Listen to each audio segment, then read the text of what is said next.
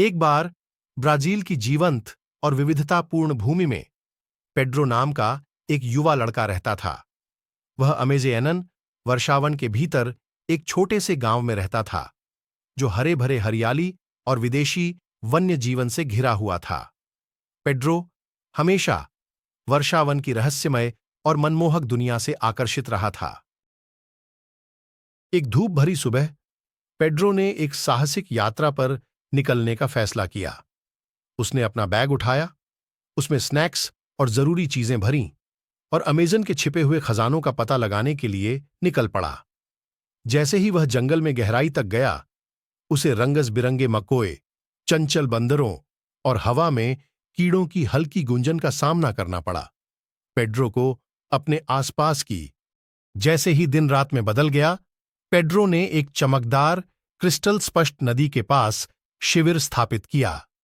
बहते पानी की आवाज ने उसे सुला दिया। अपने सपने में उसकी मुलाकात एक बुद्धिमान बूढ़े जगुआर से हुई, जिसने उसे वर्षावन और इसकी अद्वितीय जैव विविधता की रक्षा के महत्व के बारे में बताया। अपने सपने से प्रेरित होकर पेड्रो एक नए उद्देश्य के साथ जाग उठा।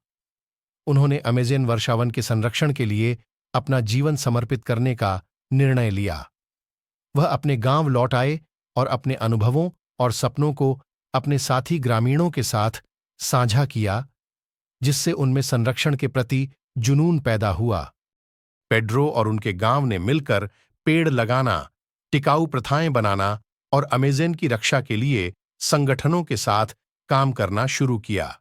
उनके प्रयासों ने दुनिया भर का ध्यान आकर्षित किया और जीवन के सभी क्षेत्रों के लोग उनके साथ जुड़ गए।